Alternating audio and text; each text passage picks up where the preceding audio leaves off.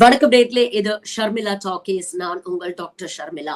அப்கி பார் 400 பார். இந்த தடவை மீண்டும் மூன்றாவது முறை மோடியுடைய ஆட்சி 400 சீட்டுகளை தாண்டி ஒரு பிரில்லியன்ட் ஒரு தம்பிங் மெஜாரிட்டியோட மோடி மீண்டும் ஆட்சிக்கு வருவார் அப்படின்னு தொடர்ந்து பாஜக ஒரு நரேட்டிவ செட் பண்ணிட்டு இருந்தாங்க.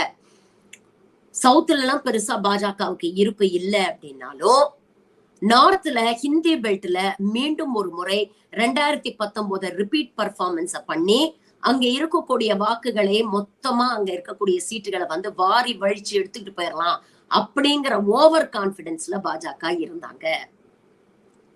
இன்னைக்கு இந்த ஓவர் கான்பிடன்ஸ்க்கு ஒரு பெரிய இடி விழுந்திருக்குது.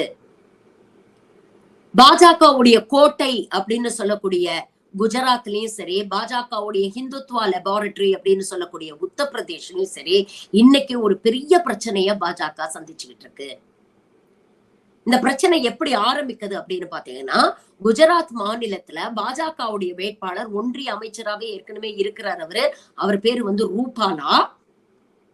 இவர் பட்டியலின மக்கள் கிட்ட வாக்கு சேகரிக்க போகும் பொழுது அவங்களை இம்ப்ரெஸ் பண்ணணும் அப்படிங்கிறதுக்காக ரஜபுத்திர சமூகத்தை ரொம்ப இழிவா பேசியிருக்கிறாரு.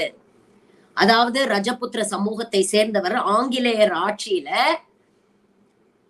அவங்களுக்கு எல்லா விஷயத்துக்கும் துணை போனதாகவும், ரஜபுத்திர சமூக பெண்களை ஆங்கிலேயர்களுக்கு அதுக்கு மேல நான் சொல்லல, நீங்க ஃபில் அப் பண்ணிக்கங்க, ஃபில் இன் தி பிளாங்க்ஸ். இவ்வளவு கேவலமா அவர் பேசியிருக்கிறாரு. இது ரஜபுத்திர சமூகத்தினரிடையே பெரிய கொந்தளிப்பை ஏற்படுத்தியிருக்கு. தொடர்ந்து குஜராத்ல பாத்தீங்கன்னா நிறைய போராட்டங்கள், இரவு பகலா போராடுறாங்க. கிட்டத்தட்ட 4-5 லட்சம் பேர் கூடின அந்த ப்ரொசஷன், அந்த போராட்டத்தை எல்லாம் நீங்க பாத்தீங்கன்னா உண்மையிலேயே கதி கலகம். அந்த அளவுக்கு மக்கள் தெருவுக்கு குஜராத் பாஜகவை எதிர்த்து போராடுறாங்க. அந்த சம்பந்தப்பட்ட கேண்டிடேட், அந்த பேசின ரூபாலாங்கிறவரு இதோட 4-5 முறை மன்னிப்பு கேட்டுட்டாரு. ஆனா ரஜபுத்திர சமூகத்தினர் அது ஏத்துக்கல. எங்களுக்கு இவர் வேண்டாம், கேண்டிடேட்ட மாத்துங்க அப்படின்னு ஒத்த கால்ல பிடிவாதமா நிக்கிறாங்க. ஆனா பாஜக தலைமை அவங்களுக்கே உண்டான அந்த அகங்காரம் இருக்குல்ல, நீங்க என்ன சொல்றது, நாங்க என்ன செய்யறதுன்னு. அவர் தான் மன்னிப்பு கேட்டுட்டாரு, நாங்க கேண்டிடேட்ட மாத்த மாட்டோம் அப்படின்னு பிடிவாதமா இருந்தாங்க. இந்த மாசம் 17ஆம் தேதிக்குள்ள நீங்க கேண்டிடேட்ட மாத்தலைன்னா நாங்க என்ன பண்ணணும் அப்படிங்கறத நாங்க முடிவு பண்ணுவோம்.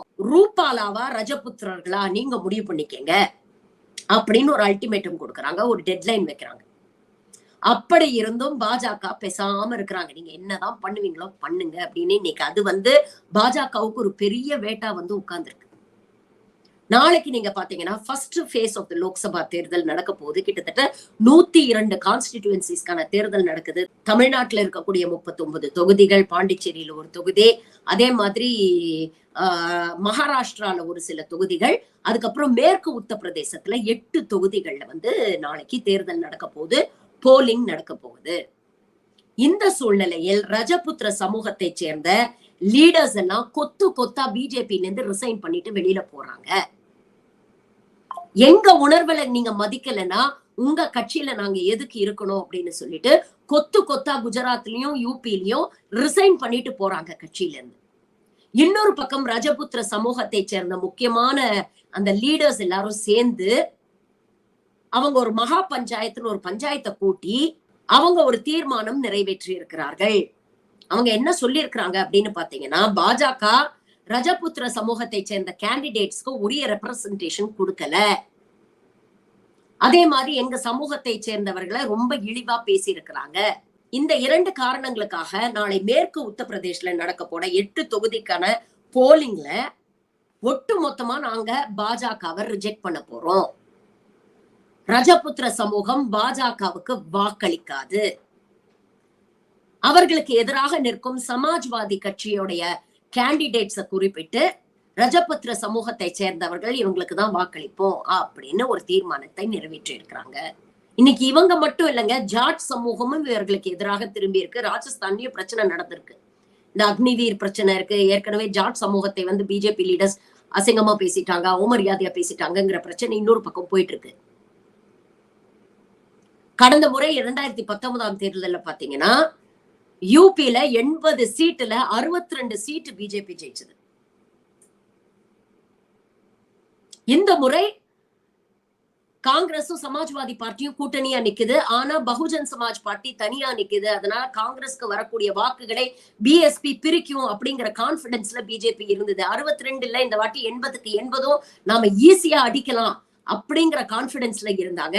இன்னைக்கு அந்த கான்பிடன்ஸ்க்கு ஒரு பெரிய இடி வந்து விழுந்திருக்கு.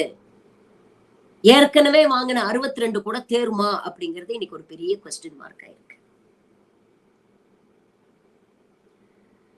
இந்த விதை விதைத்தவன் வினை அறுப்பான் அப்படின்னு சொல்லுவாங்கல்ல, நீ விதைத்த வினை உன்னையே உரமாக கேட்கிறது அப்படின்னு சொல்லுவாங்கல்ல, அந்த கதை தான் இது. இன்னைக்கு என்ன ஆயிடுச்சுன்னா 10 வருஷத்துடைய anti incumbency, double anti incumbency ஒரு பக்கம் மக்களுக்கு இடையே ஒரு பெரிய சலிப்பை வந்து ஏற்படுத்தியிருக்கு. அதுவும் குஜராத்ல குறிப்பா பாத்தீங்கன்னா மக்கள் பெரிய ஒரு சலிப்புல, மக்கள் பெரிய ஒரு அதிருப்தியில இருக்கிறாங்க. அதனால சின்ன விஷயம் கூட இன்னைக்கு பாத்தீங்கன்னா பாஜகவுக்கு எதிரான ஒரு பெரிய ஆயுதமா மாறுது. இதே ரஜபுத்திர சமூகத்தை இவங்க வந்து பட்டியலின மக்களுக்கு எதிராக கொம்பு சீவி சீவி சீவி சீவி தான் இவ்வளவு நாள் ஓட்டு வாங்கிட்டு இருந்தாங்க. இன்னைக்கு இவங்க சீவி விட்ட இந்த கொம்பு இவங்களுக்கு எதிராவே திரும்பி இருக்கு. அதுதான் நிதர்சனமான உண்மை. இதத்தான் சொன்னேன், வினை விதைப்பவன் வினை அறுப்பான். இந்த மக்கள் இவ்வளவு நாள் வந்து ஏமாந்துட்டு இருந்த இந்த மக்கள் பாஜகவுடைய போலரைசிங் பாலிடிக்ஸ வந்து இப்போவாவது உணர்ந்தாங்களே அப்படின்னு நினைக்கும் போது சந்தோஷமா தான் இருக்கு. ஆனா இந்த பிரச்சனை எவ்வளவு நாள் போகும் அப்படின்னு தெரியாது. ஏன்னா பிரச்சனை கையை மீறி போகுதுன்னு பாஜக உணர்ந்துச்சுன்னா எல்லாத்தையும் வாபஸ் வாங்கிக்கிட்டு கால்ல கூட விழுந்துருவாங்க. ஏன்னா சாவர்கர் பரம்பரையாச்சே.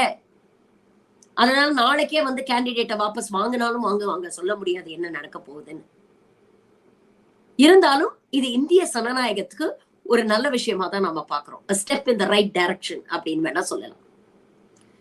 இன்னும் வரும் நாட்கள்ல என்னென்ன டெவலப்மெண்ட்ஸ் வரப்போகுது அப்படிங்கறத பொறுத்திருந்து பார்ப்போம். நன்றி.